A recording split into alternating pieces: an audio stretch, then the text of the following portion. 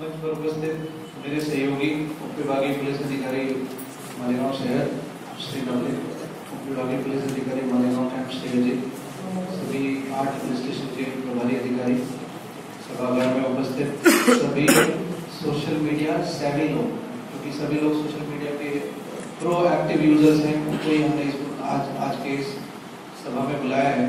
सभा में बुलाने का हमारा मकसद एक ही था, आपको इस बात से अवगत कराना कि पिछले कुछ दिनों में कुछ इंसिडेंट्स हुए हैं जिसमें हमें देखा गया कि सोशल मीडिया का यूज के बजाय सोशल मीडिया की मिसयूज की गई मालेगांव के शहर में कायदा और सुव्यवस्था या शांति को भंग करने को लेकर के।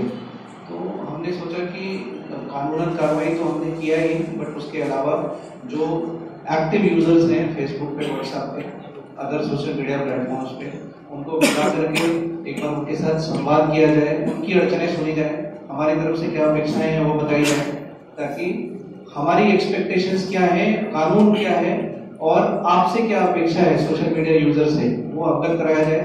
मकसद ये भी था कि जो लोग आए वो अपने मित्र मंडली में, अपने ग्रुप्स में, जो भी डिफरेंट एज ग्रुप्स के लोग आए हुए हैं, सब अपने अपने एज ग्रुप्स में, अपने मित्र मंडली में वो जाकर के बताएं, ताकि इसका मैक्सिमम स्तर तक प्रचार प्रसार हो सके, जो हमारी सूचना है। पहले भी मैंने 1-2 मीटिंग्स में पहले बताया है कि इंटरनेट जो है, इंटरनेट और स्मार्टफोन से आप इंटरनेट यूज करते हैं। आजकल किसी को साइबर कैफे या कहीं जाने कंप्यूटर की यूज करने की जरूरत नहीं पड़ती है।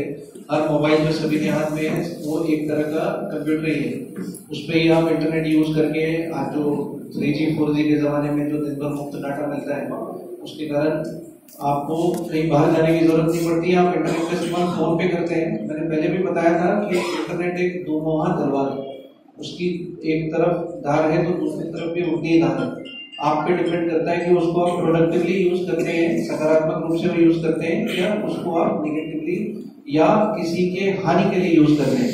जितनी इंटरनेट की फायदा है उतनी ही, उससे कम नहीं बोलूंगा, उतने ही इंटरनेट यूज का मिसयूज भी है, नुकसान भी है। मिसयूज इन द सेंस मैं 2-3 चीजें बताता हूँ। Pornography is a big misuse of internet, जिससे तरुण युवा वर्गों पे एडवर्स इफेक्ट हो रहा है। दूसरा, ऑफेंसिव मैसेजेस, प्रोवोकेटिव मैसेजेस और जातीय धर्म भावनाओं को दुखाने वाले मैसेजेस का प्रचार प्रसार, वो एक बहुत बड़ा मिसयूज है, जिसको लेकर के पिछले 5 साल में मैं बता सकता हूँ बहुत सारी दंगलें हुई हैं, जिसमें बहुत सारे लोगों की जान माल के नुकसान हुए। तो इस दोमुहे तलवार को किस तरह से प्रोडक्टिवली यूज करना है ताकि उसकी मिसयूज नहीं हो सके, उसकी दूसरी वाली जो एंड है उससे आपका सामना नहीं हो सके या बाकी लोगों का सामना नहीं हो सके, वो आपके हाथ में है। अभी पिछले कुछ दिनों में हमने देखा कि कुछ व्हाट्सएप ग्रुप्स जो मालेगांव शहर में चल रहे हैं, उस पर किस तरह से कुछ लोगों के कुछ कमेंट्स के कारण कुछ ऐसे हालात निर्माण हुए थे जिससे कुछ लोगों की भावनाएं भी रुकी थी। कहीं पे हमें लगा कि इससे जातीय धर्म और भावनाओं का भी, कुछ लोगों की भावनाएं भी दुखी थी। इस तरह के कुछ पोस्ट फॉरवर्ड किए गए थे, कुछ पोस्ट डाले गए थे। उसमें बहुत बार 2-3 चीजें होती हैं। एक तो कि वो पोस्ट कहीं दूसरी जगह बाहर चल रहा है और वो आई और उसको आपने फॉरवर्ड कर दिया। दूसरी है, ये दोनों इंसिडेंट्स में हमने देखा, जो पिछली दो घटनाएं हुई है उसमें हमने देखा कि ये दोनों ही इंसिडेंट्स में वो दोनों पोस्ट जो अलग अलग प्रकरण है, 2 अलग अलग ग्रुप पे यहाँ के ही लोगों ने डाला। ऐसा नहीं है कि वो कहीं बाहर में नेशनल या इंटरनेशनल स्केल पे चल रही थी और उसको फॉरवर्ड किया गया हो।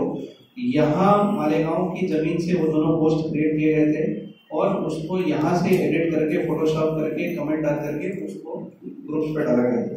उसमें हमने देखा कि एक प्रकरण में कुछ एक जनप्रतिनिधि, लोक सेवक जिनको आप बोल सकते हैं, उनके खिलाफ या उनके नातेवाईक, उनके रिश्तेदारों के खिलाफ कुछ भड़कीले उनके फोटो एडिट करके उस ग्रुप पे डाले गए थे, जिसको लेकर के किसी को भी, मेरे भी अगर घर के किसी आदमी की आप कोई भी पोस्ट डालते हैं तो मुझे भी बुरा लगेगा कि जो प्रोफेशनल चीज है वो प्रोफेशनल लेवल पे डील होनी चाहिए, उसकी पर्सनल लेवल पे कोई उसकी स्पेस नहीं होती। दूसरे मैसेज में धार्मिक भावनाओं को दुखाने वाली एक पोस्ट सर्कुलेट की गई पिछले 2 दिन में, जिसको लेकर के हमने 2 अलग-अलग गुने दाखिल किए। एक गुना, जो पहला गुना दाखिल किया एक ग्रुप के एडमिन्स और जिन लोगों ने वो पोस्ट फॉरवर्ड किया था, उस पर हमने अरेस्ट करके कोर्ट के सामने प्रोड्यूस किया। कोर्ट के सामने हमने बताया कि क्या कारण है कि हमने ये गुना दाखिल किया और क्यों इन तरह की हमें पुलिस कस्टडी चाहिए डिटेल में इंट्रोगेशन करने के लिए कि ये पोस्ट कहाँ से आई, पीछे बैक एंड में कौन कौन इन्वॉल्व थे इस पोस्ट को जनरेट करने में, या इस पोस्ट को पोस्ट करने के लिए इस व्यक्ति को किसने उकसाया। इसको लेकर के हमने माननीय कोर्ट से पुलिस कस्टडी मांगी थी और कोर्ट ने हमें पहले वाले प्रकरण में 5 दिवस 12 तारीख से 17 तारीख तक 5 दिन की पुलिस कस्टडी और दूसरे प्रकरण में आज 3 दिन की पुलिस कस्टडी दी। तो कोर्ट भी इस मामले को लेकर के बहुत ही जागरूक है।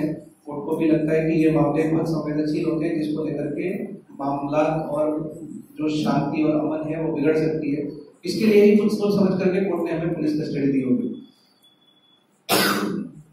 आगे जो है वो मैं बाद में आता हूँ। एक चीज जो मैं बोलना चाहूंगा, कुछ व्हाट्सएप ग्रुप के नाम है मेरे पास, मैं उसमें कुछ नाम है जो किसी राजनीतिक दल से या किसी गठबंधन से रिलेटेड है, तो मैं उस पर नहीं आ रहा हूँ।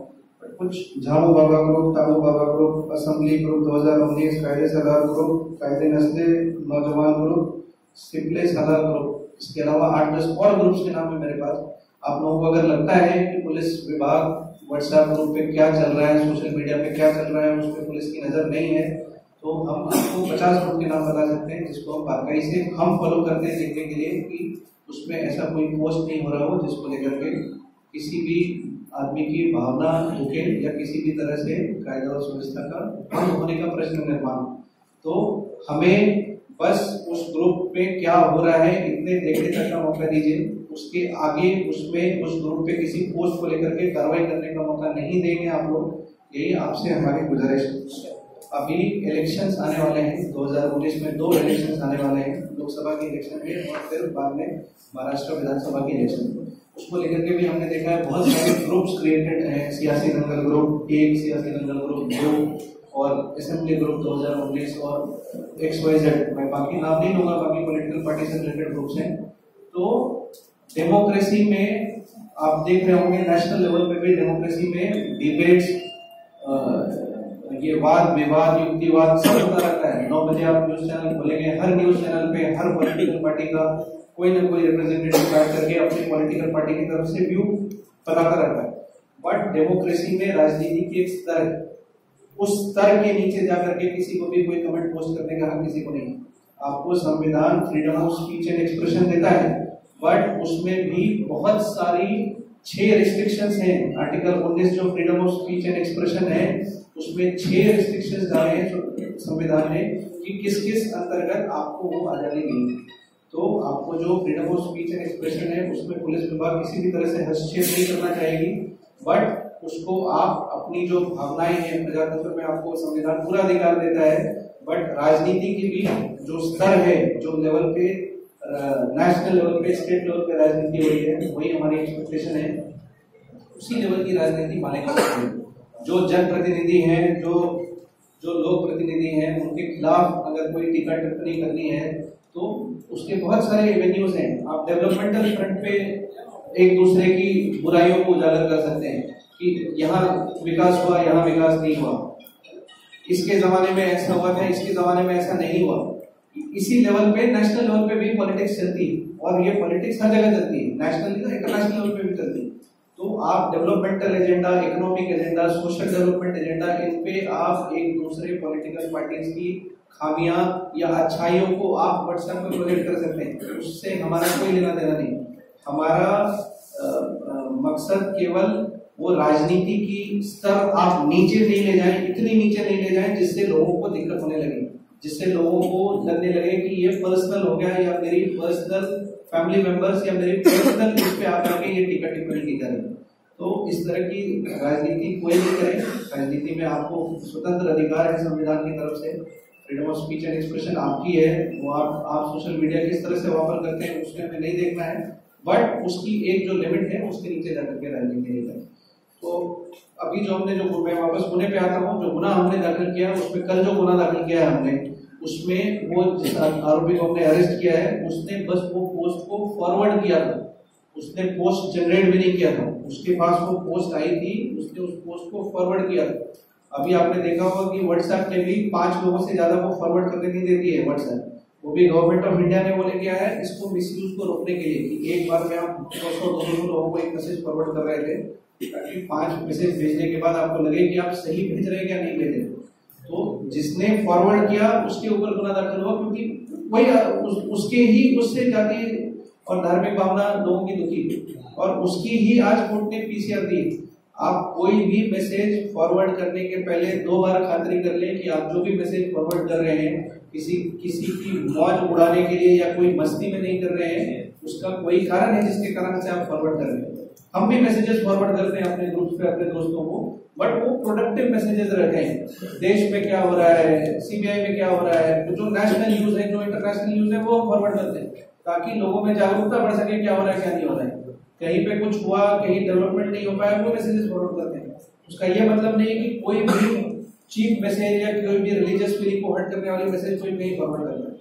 तो बताने का मकसद ये था कि जो फॉरवर्ड करते हैं वो इक्वली आरोपी बनते हैं। जो एडमिन्स हैं, आपकी रिस्पॉन्सिबिलिटी है कि आपने वो ग्रुप क्रिएट किया है, आपकी रिस्पॉन्सिबिलिटी है कि उस ग्रुप पे प्रोडक्टिव वार्तालाप हो, प्रोडक्टिव डिबेट हो, उसके अलावा इधर कुछ नहीं। ऐसे कोई मेंबर्स आपको दिखते हैं जो ग्रुप की माहौल खराब करने के लिए तुले हुए हैं। कोई एनोनिमस मेंबर को ग्रुप में ऐड कौन कर सकता है? केवल एडमिन कर सकता है किसी आदमी को। ऐसे लोगों को एडमिन मत बनाइए जिनके ऊपर आपको भरोसा नहीं है। दूसरा, एडमिन अगर आप हैं तो ऐसे ही लोगों को ऐड कीजिए जिसको आपको पता है कि ये प्रोडक्टिव काम कर सकता है। ऐसे लोगों को ऐड मत कीजिए जो आपको लगता है किसी दिन रात में 1 बजे रात में कोई मैसेज पोस्ट कर देगा और वो वायरल हो जाएगा और उसके कारण फिर एडमिन की भी इक्वली जवाबदारी बनती है। आपकी ग्रुप है, आपकी भी जवाबदारी। आपने फॉरवर्ड नहीं किया इसलिए हमने आपके ऊपर गुनाह नहीं दाखिल किया, बट अगर आपने फॉरवर्ड किया होता एडमिन होकर के तो आपके ऊपर भी गुनाह दाखिल किया। तो पूरा बताने का अर्थ यही है कि सोशल मीडिया की प्रोडक्टिवली यूज कीजिए, उसके अलावा यूज मत कीजिए। मालेगांव शहर का इतिहास रहा है कि वहाँ पे अफवाहें बहुत जल्दी फैल जाती। मैं एक कैंप स्टेशन का गुनाह की संदर्भ दूंगा। तो 4 बच्चे स्कूल से होने के बाद स्कूल से निकल करके बिना घर में बताए हुए चले गए। सोशल मीडिया पे अफवाहें फैल गई कि बच्चे चोरी करने वाली टोली ने उनको उठा करके लेकर के गए। हमारी टीम रातों रात उस समय से ही रवाना होकर के 24 घंटे के अंदर वो उधर से वो बच्चों को लेकर के आकर के माता पिता के ताबे में दिए। अगले दिन सुबह एक अलग र्यूमर फैल गई कि ये बच्चों के साथ ऐसा हो गया, बच्चों के साथ वैसा हो गया, जबकि ऐसा कुछ नहीं हुआ। मतलब ये र्यूमर्स मालेगांव के लोग ही उड़ा रहे हैं, बाहर के लोगों ने नहीं उड़ाया, क्योंकि मालेगांव से सब कोई नेशनल न्यूज नहीं था या स्टेट लेवल न्यूज नहीं था, मालेगांव के लोगों ने ही उड़ाया। उस पर भी हमने बारकाई से जाकर के डेप्थ में जाकर के ढूंढने की कोशिश की कि कौन कौन इन्वॉल्व थे ये रूमर उड़ाने। कोई भी मैसेज आप भेजते हैं उसकी खातरी कर लीजिए। पुलिस स्टेशन है, मीडिया के बंधु हैं, आपके नगर सेवक हैं, आपके जनप्रतिनिधि हैं, उनसे खातरी कर लीजिए कि सर ऐसा साहब ऐसा सुनने में आ रहा है कि ये हो गया वो हो गया, आपको क्या पता है इसके बारे में। उसको एक से भेजेंगे दूसरे की तरह तीसरे, तो ऐसे अनएडुकेटेड लोगों की तरह ये काम नहीं करते हुए वो मैसेज की ऑथेंटिसिटी की खातरी करके उसके बाद ही मैसेज दूसरे आदमी को भेजें। लास्ट में बस मैं यही बोलना चाहूंगा कि बारकाई से नासिक ग्रामीण police, Malegaon police social media पे क्या चल रहा है क्या नहीं चल रहा है, इलेक्शन पॉइंट ऑफ व्यू से, non election point of view से, इधर ग्रुप पे क्या चल रहा है, हर चीज पे हमारी बारकाई से नजर रहेगी। हमें ऐसा कोई भी मौका नहीं दे जिसपे हमें कानून की मदद लेकर के कार्रवाई करनी पड़े।